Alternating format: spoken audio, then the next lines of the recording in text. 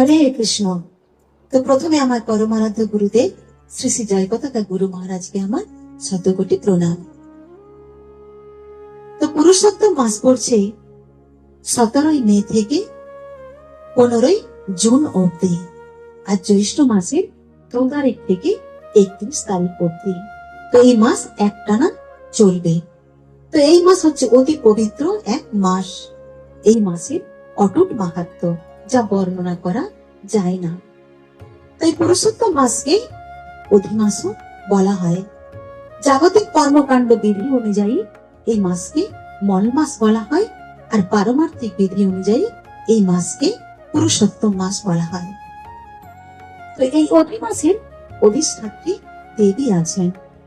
যেমন 12 মাসের কার্তিক ব্রত দামোদর মাস যেমন অধিক মাহাত্ম্য, ঠিক তেমন তো এই অধিমাসের আরো অটুট, আরো 1000 গুণ মাহাত্ম্য। তো অধিষ্ঠাত্রী দেবী খুব দুঃখ পাচ্ছেন, কষ্ট পাচ্ছেন, কারণ এটাকে মল মাস বলছেন সবাই। কারণ মল মাস বলে এই মাসে কোনো শুভ কর্ম কিছু হয় না, যার জন্য উনি খুব কষ্ট পাচ্ছেন। কষ্ট পেয়ে কি করলেন, উনি ক্ষীরোদক সাই বিষ্ণুর কাছে গেলেন এবং সেখানে গিয়ে তার মনের কথা উনি বললেন। তারপরে কি করলেন, বিষ্ণু ওনাকে নিয়ে চলে গেলেন সোজা গোলক বৃন্দাবন ভগবান শ্রীকৃষ্ণের কাছে।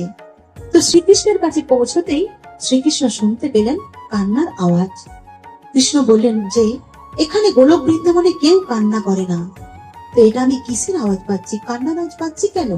এখানে সর্বদাই তো সচ্চিত আনন্দ, এখানে কে কাঁদছে? তখন বিষ্ণু বললেন অধিষ্ঠাত্রী দেবী এনেছি, উনি কষ্ট পাচ্ছে।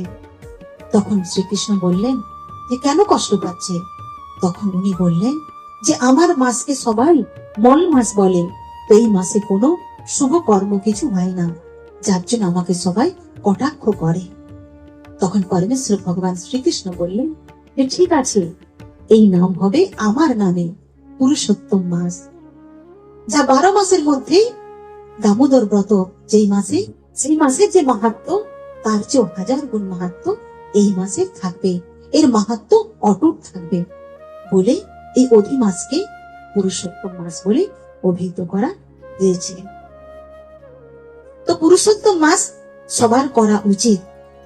তো এই মাসে কি কি করা আমাদের উচিত? কারণ ভগবান শ্রীকৃষ্ণ এই মাসে আমাদেরকে সুযোগ দিয়েছেন তার দিব্য নাম শাস্ত্র অধ্যয়ন এবং তার সেবা করবার জন্য। তো এই মাসে কি কি করা উচিত না, ভক্তিপূর্বক শ্রীমদ ভাগবত গ্রন্থ শ্রবণ করা এবং পাঠ করা উচিত, এবং ব্রাহ্মণ ও বৈষ্ণব ভোজন করানো উচিত। ভগবান পুরুষোত্তমের সন্তুষ্টি বিধানের জন্য দীপদান করা উচিত, সেটা ঘি এবং কর্পূরতে যেন হয় এবং মাটির প্রদীপ হলে খুব ভালো হয়। এবং যেই তুলসী মা দেহ রেখেছেন সেই তুলসী কাষ্ঠ দিয়ে দীপ জ্বালাবেন। এবং ব্রহ্ম মুহূর্তে স্নানাদি সেরে ভগবানের সেবায় যুক্ত হওয়া। এই মাসে গঙ্গা স্নান অতীব শ্রেষ্ঠ, সকল ব্রত ও তপস্যার মধ্যে শ্রেষ্ঠ পুরুষোত্তম ব্রত। এই মাস কল্পতরুর মতো ভক্তদের সমস্ত বাসনা পূর্ণ করে এবং ভগবত গীতার 15তম অধ্যায় পাঠ করা উচিত, যেটা পুরুষোত্তম যোগ রয়েছেন সেটা। এই মাসে পবিত্র স্থানে স্নানের মাধ্যমে, দানের মাধ্যমে এবং নাম জপের মাধ্যমে সকল দুঃখ হতে পরিত্রাণ পাওয়া যায়, যে কোনো আকাঙ্ক্ষা পূর্ণ হয়। যিনি শুদ্ধভাবে পুরুষোত্তম ব্রত পালন করেন তিনি অশেষ স্বীকৃতি লাভ করে ও চিন্ময় জগতে ফিরে যান। এই মাসে 33 সংখ্যাটি বিশেষ গুরুত্বপূর্ণ, কারণ 33 বার ভগবানের আরতি করা, যেটা চরণে 4 বার, নাভিতে 2 বার, মুখমণ্ডলে 3 বার, সর্বাঙ্গে 7 বার এবং টোটাল 33 বার আমরা মুখ ঘুরিয়ে দেবো। এবং 33 জোড়া ভগবানের চরণে তুলসী পত্র অর্পণ করা, 33টা ফুল অর্পণ করা এবং 33 বার ভগবানকে প্রণাম করা এবং 33 বার ভগবানের মন্দিরে পরিক্রমা করা এবং গিরি গোবর্ধন পর্বতে গিয়ে 33 বার পরিক্রমা করা। তো প্রণাম মন্ত্রটা আমি বলছি, বন্দে নবঘনম শ্যামং দ্বিভুজং মুরলীধরম পীতাম্বরধরম দেবং সরাধরম পুরুষোত্তম। হরে কৃষ্ণ। এই মন্ত্রটা আপনারা বলে প্রণাম করবেন। এই ভিডিওতে বলতে চাই আপনারা সবাই পুরুষোত্তম ব্রত পালন করবেন, নাহলে অধিক থেকে অধিকতর কষ্ট পেতে হবে।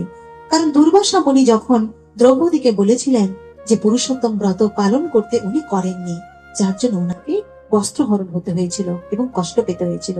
আর ভগবান এই মাস দিয়েছেন কারণ এই মাস হচ্ছে মল মাস, এই মাসে কোনো শুভ কাজ হয় না, যার জন্যে এই মাসে সবসময় ভগবানের দিব্য নাম, ভগবানের সেবায় এবং ভগবানের শাস্ত্র অধ্যয়নে আমাদেরকে যুক্ত থাকতে হবে, তবেই আমাদের জীবন সার্থক হবে।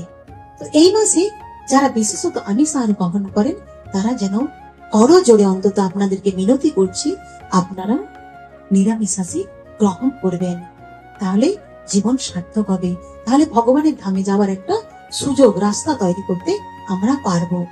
হরি বল, হরে কৃষ্ণ।